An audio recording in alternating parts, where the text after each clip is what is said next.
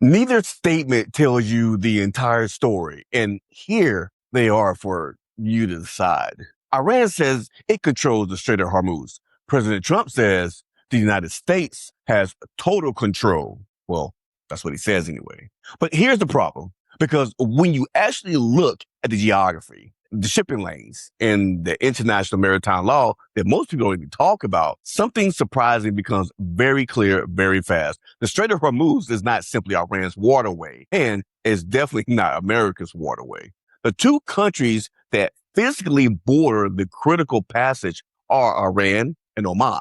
And according to International Maritime Organization, IMO, those two coastal states historically coordinated the maritime corridor through the strait. So today we're asking a question that could affect everything from gasoline prices to inflation. And that matters to everyone. Who actually controls the Strait of Hormuz? I'm Esco Latimer. Welcome to Money and Politics Simplified, where we separate the political talking points from what the facts actually show. Please like, follow, share, and subscribe. First, understand the geography, okay? This is very important. The Strait of Hormuz connects the Persian Gulf and connects the Gulf of Oman and ultimately the Arabian Sea. Iran sits along the northern side. Oman's Musaddam Peninsula sits along the southern side. And that distinction matters very much because there isn't the same giant strip of American controlled ocean running between the both of them. This is not happening. The internationally recognized shipping system through Hormuz was established through a traffic separation scheme adopted by the International Maritime Organization known as the IMO in 1968. Now, the IMO says that the scheme was proposed by Iran and Oman. Think of it almost like an interstate highway at sea. They are designated directions and lanes intended to keep ships from running into one another. Historically, Iran and Oman have been the coastal states responsible for that corridor. Here's where this gets very interesting. Iran absolutely has significant physical and military leverage over Hormuz. Iran controls territory along the northern side of the strait and possesses naval forces, missiles, drones, mines, patrol boats, and coastal installations capable of threatening vessels moving through that entire area. And right now, that power isn't theoretical. Iran has dramatically disrupted shipping through Hormuz during the current conflict. That's not a shocker to the world at all, right? We all know this. But before the war began in February, roughly 130 to 140 vessels a day were typically moving through Hormuz. That's a lot of vessels, right?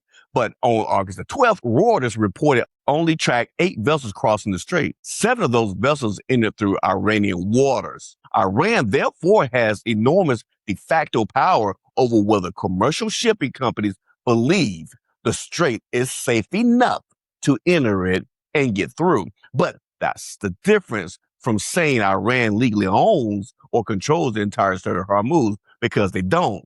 But they will bomb you. Now, this is the part that gets left out of a lot of political discussions. Oman matters. The International Maritime Organization, IMO, remember them, currently identifies 2 routes through Hormuz. And this is important, so make sure you understand the difference. A northern route through Iranian waters and a southern route through Armenian waters. The IMO specifically says Iran is responsible for operational routing on the northern route, while Oman is responsible for the southern route. It also says that coastal states, Iran and Oman, manage vessel traffic flow and collision avoidance. This is extremely important, and I'm going to tell you why. Because if someone tells you Iran owns the Strait of Hormuz, that's too simplistic. And if someone tells you America, the orange guy, controls the Strait of Hormuz, that's also too simplistic. It's virtually not true at all, be honest with you, in regards to America's sovereignty over the Strait of Hormuz. It's non-existent. Now, we have to separate territorial waters from the right passage, okay?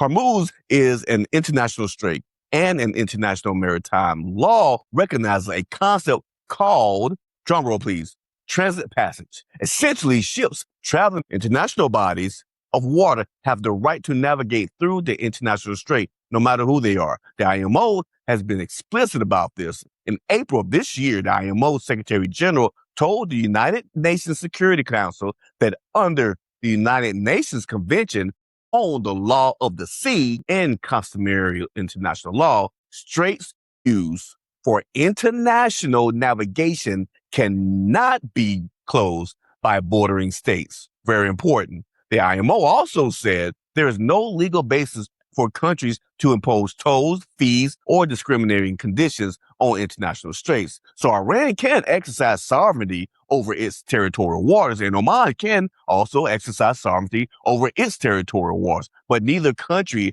gets unlimited legal right to simply convert Hormuz into a private toll road. So yes, you kind of get it right. Trump cannot charge fees to travel the strait, even if he says he can. That's the distinction. Now, this is important. There is another type of control, practical control. You can have legal right to sell somewhere and still decide that selling there could get your $1 billion tanker attacked. That's a bad thing. And that's basically the problem we're watching unfold. Iran currently claims that no vessel can transit Hormuz without Iranian authorization. Meanwhile, President Trump has claimed the United States has total control over the strait.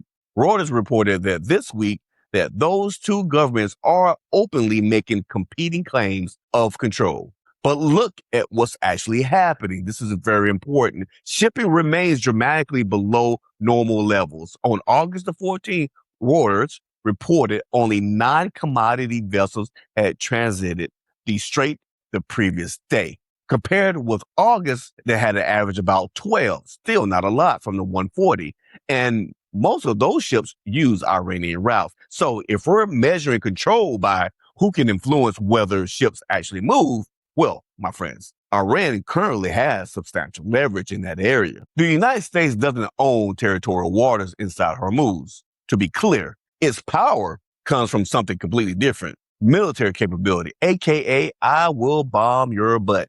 The United States Navy can deploy carrier groups, destroyers, submarines, aircraft, and surveillance assets through the entire region. The Pentagon says the United States can maintain its naval blockade against Iranian ports indefinitely while attempting to protect navigation for non-Iranian vessels. So, America possesses tremendous military power around the Hormuz, around the world. Let's just be honest. We are the military arm of the world, but military dominance is not the same thing as legal ownership of the waterway. That's why these competing statements can sound contradictory while describing different things. Iran claims operational leverage. America can claim military dominance. Oman maintains sovereignty over its waterways, and international law says international navigation through the strait cannot be simply permanently suspended by a coastal state. It's clear. The law is clear. In short,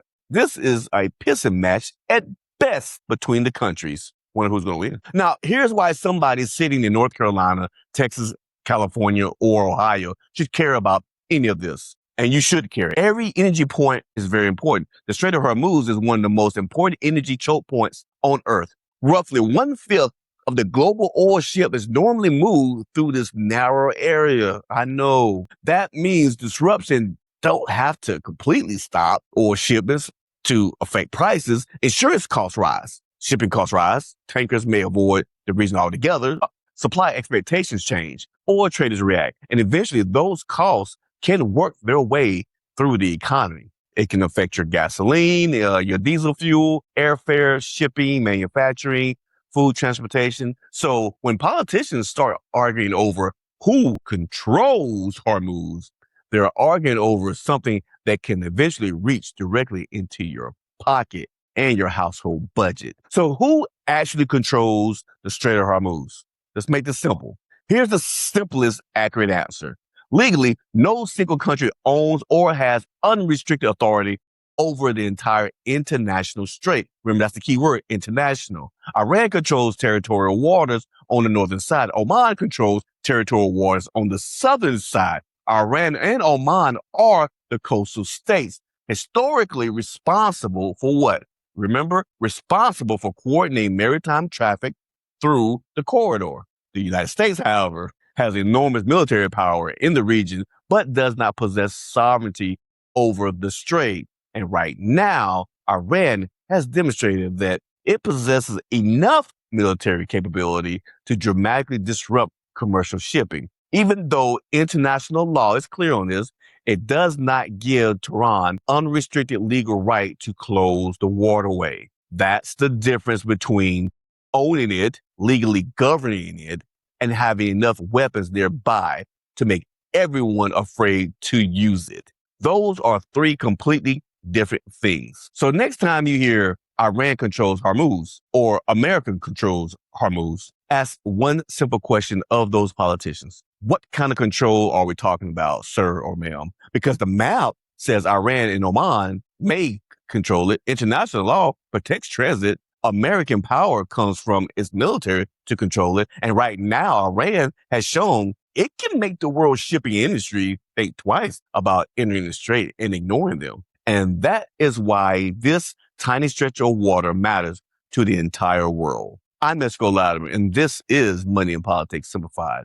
Like, follow, subscribe, and share, because sometimes the most important part of the story is the part the headlines leave out. Stay informed, stay engaged, because when you understand the money, and that is which one or who is allowed to travel the strait, well, my friends, you understand the politics. Have a good night.